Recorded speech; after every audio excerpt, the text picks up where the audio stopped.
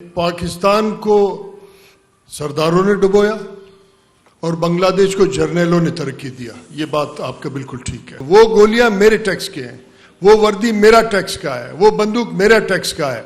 تو F C والے کو قاسم سوری کے جیت پہ کیا خوشی تک وہ فائرنگ کر رہا تھا کہ جب راتوں رات بریگیڈیئر خالد فرید طاقت کے ذریعے, وہ طاقت جو میرے ٹیکس سے ہے, ایک پارٹی بناتا ہے تو وہ ہمارے نمائندے نہیں ہیں, اسی لیے ہم ان کو کہتے ہیں جو رات کو پارٹی بناتے ہیں. یہ ایک بات.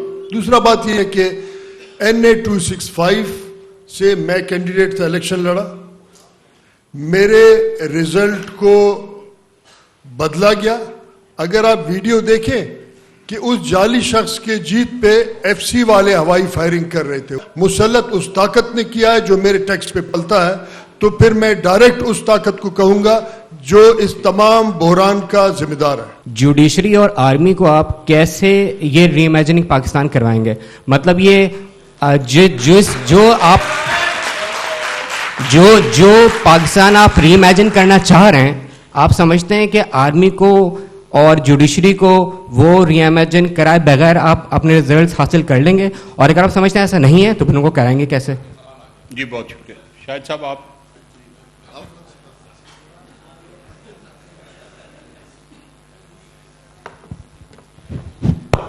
جی شکریہ. جی دیکھیں, آپ نے جو بات کی ہے میں نے وہی بات پہلے کر دی تھی کہ آئینی ذمہ داری سب کی ہے, چاہے آپ فوج میں ہوں چاہے آپ جوڈیشری میں ہوں. آج چیف جسٹس صاحب کا یہ کام ہے سب سے پہلے کہ وہ یہ انشور کریں کہ ان کی عدالتوں میں انصاف ہو رہا ہے. وہ میں یہ کہہ رہا ہوں نا, یہ ان کی ذمہ داری ہے نا. ہم نے بات کرنی ہے, یہ ہم ڈائلاگ کر رہے ہیں, ہم نے ایک ڈائلاگ کریٹ کیا ہے. ہمیں کوئی اقتدار نہیں چاہیے, ہم نے کوئی سیاسی جماعت نہیں بنانی, ہم نے کوئی عہدہ حاصل نہیں کرنا. ہم تو ایک آج ملک کے مسائل کی بات کر رہے ہیں جو پارلیمان میں ہونی چاہیے تھی, وہاں پر نہیں ہو رہی, اسمبلی میں نہیں ہو رہی, میڈیا پر نہیں ہو رہی, وہاں تو سب گالی گلوچ میں بدل گیا نا. تو ہمارا یہ کام ہے. اس میں فوج کے بارے میں بات ہوتی ہے, اس کا رول کیا ہے, آئین میں کیا رول ہے, اس کے اندر رہنا چاہیے. جو جوڈیشری کا کام ہے ان کو اپنا کام کرنا چاہیے. چیف جسٹس صاحب کی پہلی ذمہ داری یہ ہے کہ ان کی عدالتوں میں انصاف ہو. کیا اس پیمانے پر پورا اترے؟ نہیں میں کرتا ہوں. یہ لیں مائک لیں. آپ 6 گھنٹے سے بیٹھے ہیں نا, عجیب ہو گیا نا. جی سر, میرے وہ خاتون وہاں سے پیچھے. جی آپ کے پاس ہے مائک. جی بتائیے. السلام علیکم سر, میرا نام رانا جاوید ہے اور میں ایم فل کا اسٹوڈنٹ ہوں. میرا سوال رئیسانی صاحب سے کہ جتنے بھی ہم جب بھی بلوچستان کے حوالے سے بات کرتے ہیں, وسائل پہ قبضے کی بات ہو یا گمشدہ افراد کے حوالے سے بات ہو یا اور دیگر واقع, تو ہم فوج کو اور وفاقی حکومت کو یا پنجاب کو ہمیشہ ٹارگٹ کرتے ہیں. ہم کراچی کے حساب سے جب مسائل میں بات کرتے ہیں تو ہم پہلے اپنے, اگر کراچی میں MKM برسر اقتدار ہے تو ہم MKM کو قصوروار ٹھہراتے ہیں. پیپلز پارٹی اگر مسائل کے ذمہ دار ہے تو ہم اسے ٹھہراتے ہیں, بعد میں ہم وفاق کی طرف جاتے ہیں. تو کبھی بھی ہم نے یہ نہیں دیکھا کہ بلوچستان میں گمشدہ افراد کا مسئلہ ہو, وسائل کا مسئلہ ہو, تو آپ لوگوں نے یا بلوچ پارٹیوں نے یا وہاں کے لوگوں نے, جو آپ کے سردار ہیں یا جو آپ کے MNA, کوئی ایک بلوچستان کا کوئی گورنر یا کوئی وزیر اعلیٰ, کوئی MNA پنجابی نہیں ہے, وفاقی نہیں, سب بلوچی ہیں. تو ہم آپ دیکھتے ہیں کہ آپ لوگ براہ راست اپنے نمائندوں پہ اعتراض کے بجائے, بلکہ جس طرح MKM کے بارے میں ایک بات مشہور ہے کہ ان کے بغیر کوئی حکومت نہیں بنتی, تو بلوچستان کے سینیٹرز کے بغیر, بلوچستان کے MNS کے بغیر کوئی حکومت نہیں بنتی. آپ کے لوگ اتنے طاقتور ہوتے ہیں, اس کے باوجود آپ اپنے لوگوں کا احتساب کرنے کے بجائے براہ راست ذمہ داری وفاق پر یا فوج پر کیوں ڈال دیتے ہیں؟ بہت اچھا سوال. جی رئیسان صاحب.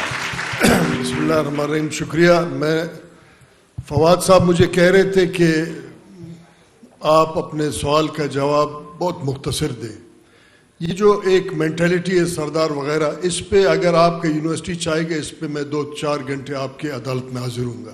مگر میں آپ کو ایک بات بتاؤں, آپ کا بات ٹھیک ہے کہ پاکستان کو سرداروں نے ڈبویا اور بنگلہ دیش کو جرنیلوں نے ترقی دیا. یہ بات آپ کا بالکل ٹھیک ہے. اب اس کے علاوہ میں یہ بات کہنا چاہتا ہوں کہ جب راتوں رات بریگیڈیئر خالد فرید طاقت کے ذریعے, وہ طاقت جو میرے ٹیکس سے ہے, ایک پارٹی بناتا ہے تو وہ ہمارے نمائندے نہیں ہیں, इसीलिए हम उनको कहते हैं जो रात को पार्टी बनाते हैं। ये एक बात। दूसरा बात ये है कि NA 265 से मैं कैंडिडेट था, इलेक्शन लड़ा, मेरे रिजल्ट को बदला गया। अगर आप वीडियो देखें कि उस जाली शख्स के जीत पे FC वाले हवाई फायरिंग कर रहे थे, वो गोलियां मेरे टैक्स के हैं, वो वर्दी मेरा टैक्स का है, वो बंदूक मेरा टैक्स का है। तो FC वाले को कासिम सूरी के जीत पे क्या खुशी तक वो फायरिंग कर रहा था। इसीलिए हम ये समझते हैं कि हमारे जेन्युइन नुमाइंदे को एलिमिनेट किया गया है और उसके बदले ऐसे जाली लोगों को मुसल्लत किया है। मुसल्लत उस ताकत ने किया है जो मेरे टैक्स पे पलता है। तो फिर मैं डायरेक्ट उस ताकत को कहूंगा जो इस तमाम बहरान का जिम्मेदार है। जी शुक्रिया। जी इख्तियार बेग साहब, सब तक आएंगे जी, सब तक आएंगे, आप फिक्र ना करें। 1 मिनट अभी ठहर जाए, 1 मिनट। हाँ जी,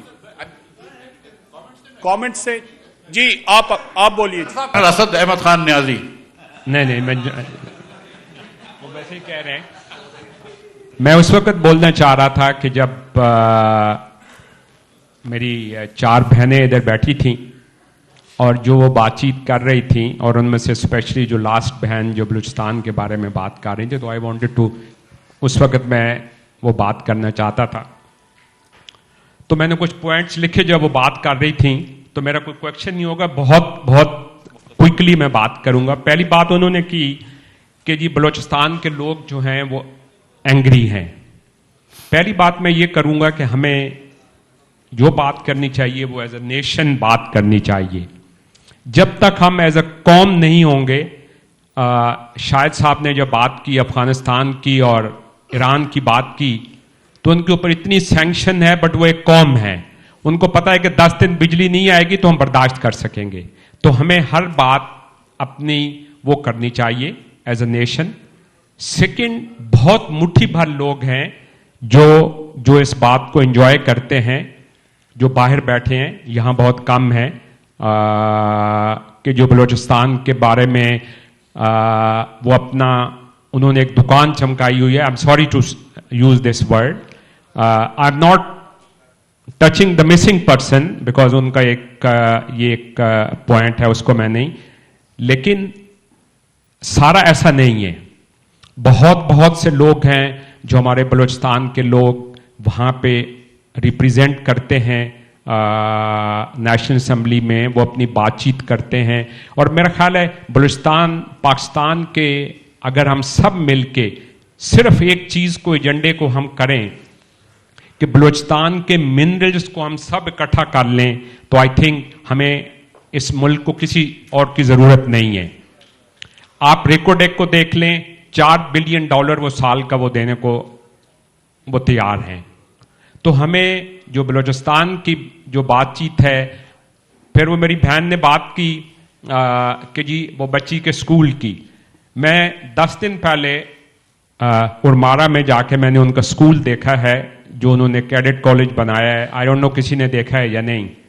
मुझे बहुत अफसोस से कहना पड़ता है कि जब मैं उस स्कूल में गया हूं, मैं आज आई कैन बेट कि आप उस स्कूल को जाके देखें, आपको हार्वर्ड, ऑक्सफोर्ड को आप भूल जाएंगे।